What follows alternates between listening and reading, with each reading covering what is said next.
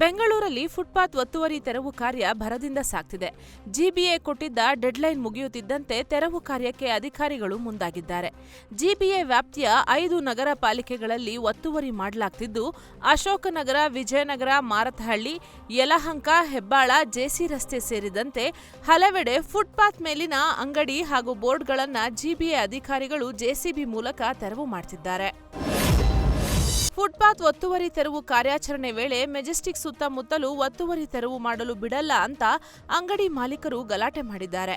ನಾವು 30 ವರ್ಷದಿಂದ ಇಲ್ಲಿ ಅಂಗಡಿಗಳನ್ನ ನಡೆಸುತ್ತಾ ಜೀವನ ಮಾಡ್ತಿದ್ದೇವೆ. ಇಷ್ಟು ದಿನ ಇಲ್ಲದ ರೂಲ್ಸ್ ಈಗ ಏಕಾಏಕಿ ಮಾಡಿದ್ರೆ ಹೇಗೆ? ನಮ್ಮನ್ನ ಒತ್ತಾಯಪೂರ್ವಕವಾಗಿ ತೆರವು ಮಾಡಲು ಮುಂದಾದ್ರೆ ಪೆಟ್ರೋಲ್ ಸುರಿದುಕೊಂಡು ಸಾಯ್ತೀವಿ ಅಂತ ಎಚ್ಚರಿಕೆ ಕೊಟ್ಟಿದ್ದಾರೆ.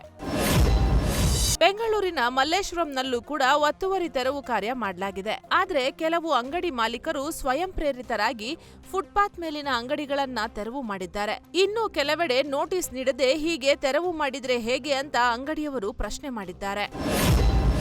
ಬಿಡದಿ ಟೌನ್ಶಿಪ್ಗೆ ಕೈ ಹಾಕಿ ಸಿಎಂ ಡಿಕೆ ಶಿವಕುಮಾರ್ ತಪ್ಪು ಮಾಡಿದ್ರೆ ಎಂಬ ಪ್ರಶ್ನೆ ಉದ್ಭವವಾಗಿದೆ. ಫಸ್ಟ್ ಕ್ಯಾಬಿನೆಟ್ನಲ್ಲಿ ಹಲವಾರು ಯೋಜನೆ ಘೋಷಿಸಿದ್ದ ಸಿಎಂ ಡಿಕೆ ಶಿವಕುಮಾರ್ ಬಿಡದಿ ಟೌನ್ಶಿಪ್ಗೆ ಕೈ ಹಾಕಿ ಸರ್ಕಾರ ಹಾಗೂ ತಮ್ಮ ಖ್ಯಾತಿಗೆ ಅಡ್ಡಿ ಮಾಡಿಕೊಂಡ್ರ ಅನ್ನೋ ಗೊಂದಲ ಶುರುವಾಗಿದೆ. ಸರ್ಕಾರದ ಯೋಜನೆಗಳನ್ನು ಬಿಟ್ಟು ಬಿಡದಿ ಬಗ್ಗೆ ಚಿಂತೆ ಮಾಡ್ತಿರೋದ್ರಿಂದ ಸರ್ಕಾರ ಹಾಗೂ ಸಿಎಂಗೆ ಒಳ್ಳೆಯ ಹೆಸರು ಬರ್ತಾ ಇಲ್ಲ ಎಂಬ ಚರ್ಚೆ ಕೇಳಿಬರ್ತಿದೆ. ಚಿಕ್ಕಬಳ್ಳಾಪುರದಲ್ಲಿ ಶಾಸಕ ಪ್ರದೀಪ್ ಈಶ್ವರ್ ಮೇಲೆ ಚಪ್ಪಲಿ ಎಸೆದ ಪ್ರಕರಣಕ್ಕೆ ಸಂಬಂಧಿಸಿದಂತೆ ಬೆಂಗಳೂರಿನಲ್ಲಿ ಮಾಜಿ ಸಚಿವ ಮಧು ಬಂಗಾರಪ್ಪ ಪ್ರತಿಕ್ರಿಯಿಸಿದ್ದಾರೆ. ಸರ್ಕಾರಿ ಕಾರ್ಯಕ್ರಮದಲ್ಲಿ ಚಪ್ಪಲಿ ಎಸೆದಿದ್ದಾರೆ. ಇದರಿಂದ ಪ್ರದೀಪ್ ಈಶ್ವರ್ ಬಹಳ ನೋವು ಮಾಡಿಕೊಂಡರು. ಪ್ರಜಾಪ್ರಭುತ್ವದಲ್ಲಿ ಎಲ್ಲರಿಗೂ ಕೇಳುವ ಹಕ್ಕಿದೆ. ತಾಯಿ ಕುಟುಂಬದ ಬಗ್ಗೆ ಮಾತನಾಡೋದು ಸರಿಯಲ್ಲ. ಒಬಿಸಿ ಹುಡುಗ ಅಂತ ಮನನೊಂದಿದ್ದು ನಾನು ಪ್ರದೀಪ್ ಅವರಿಗೂ ಹೇಳಿದ್ದೇನೆ. ನನಗೂ ಮಾಡಿದ್ದರು. ಹೇರ್ ಸ್ಟೈಲ್ ಬಗ್ಗೆ ಮಾತನಾಡಿದ್ರು. ಅದೆಲ್ಲ ನೋಡಿ ಮುಂದೆ ಹೋಗ್ತಾ ಇರಬೇಕು ಅಂತ ಪ್ರದೀಪ್ ಈಶ್ವರ್ಗೆ ಮಧು ಬಂಗಾರಪ್ಪ ಧೈರ್ಯ ತುಂಬಿದ್ದಾರೆ. ಮಂಗಳೂರಿನ ನಾಗೋರಿಯಲ್ಲಿ ಭೂಕುಸಿತ ಸಂಭವಿಸಿ 3 ಸಾವನ್ನಪ್ಪಿದ ಘಟನೆ ಸಂಬಂಧಿಸಿದಂತೆ ಇದೊಂದು ದುಃಖಕರ ಘಟನೆ ಅಂತ ಶಾಸಕ ವೇದವ್ಯಾಸ್ ಕಾಮತ್ ಬೇಸರಗೊಂಡಿದ್ದಾರೆ. ಆಸ್ಪತ್ರೆಗೆ ಭೇಟಿ ನೀಡಿ ಗಾಯಾಳುಗಳನ್ನ ವಿಚಾರಿಸುತ್ತೇನೆ. ಕಳಪೆ ಕಾಂಪೌಂಡ್ನಿಂದ ಗುಡ್ಡ ಕುಸಿದಿದ್ದು ಹಳೆಯದಾದ ಕಾಂಪೌಂಡ್ ಎಂದು ಸ್ಥಳೀಯರು ಸಹ ಮಾಹಿತಿ ನೀಡಿದ್ದಾರೆ. ಎತ್ತರ ತಗ್ಗು ಪ್ರದೇಶವಾದ ಕಾರಣ ಕಾಂಪೌಂಡ್ ಗಟ್ಟಿ ಇರದೇ ಇರಲು ಸಾಧ್ಯತೆ ಇದೆ. ಇದರ ಬಗ್ಗೆ ಇಂಜಿನಿಯರ್ಗಳೇ ವರದಿ ನೀಡಬೇಕು. ಯಾವ ರೀತಿ ಪರಿಹಾರ ನೀಡಬಹುದು ಅನ್ನೋದನ್ನ ಜಿಲ್ಲಾಧಿಕಾರಿಗಳ ಜೊತೆಗೆ ಮಾತನಾಡಿದ್ದೇನೆ ಅಂತ ವೇದವ್ಯಾಸ್ ಕಾಮತ್ ತಿಳಿಸಿದ್ದಾರೆ. ಬೆಂಗಳೂರಿನಲ್ಲಿ ಸ್ನೇಹಿತನ ತಂಗಿಯನ್ನ ಮದುವೆಯಾಗುವುದಾಗಿ ನಂಬಿಸಿ ಲೈಂಗಿಕ ದೌರ್ಜನ್ಯ ಎಸಗಿದ ಆರೋಪ ಕೇಳಿಬಂದಿದೆ.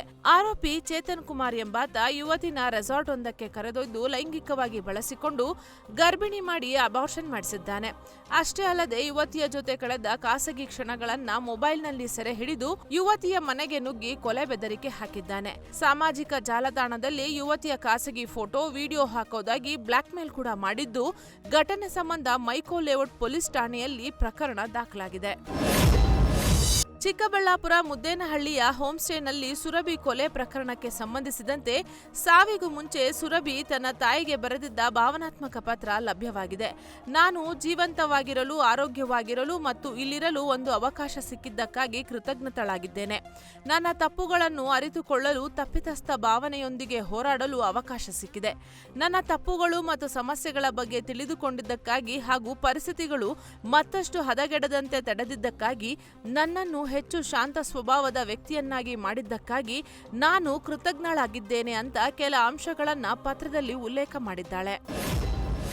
ಹೆಂಡತಿ ದಪ್ಪ ಇದ್ದಾಳೆ ಅಂತ ಕತ್ತು ಹಿಸುಕಿ ಪತಿ ಕೊಲೆ ಮಾಡಿದ ಘಟನೆ ಧಾರವಾಡ ಜಿಲ್ಲೆಯ ನವಲಗುಂದ ತಾಲೂಕಿನ ಹಣಸಿ ಗ್ರಾಮದಲ್ಲಿ ನಡೆದಿದೆ.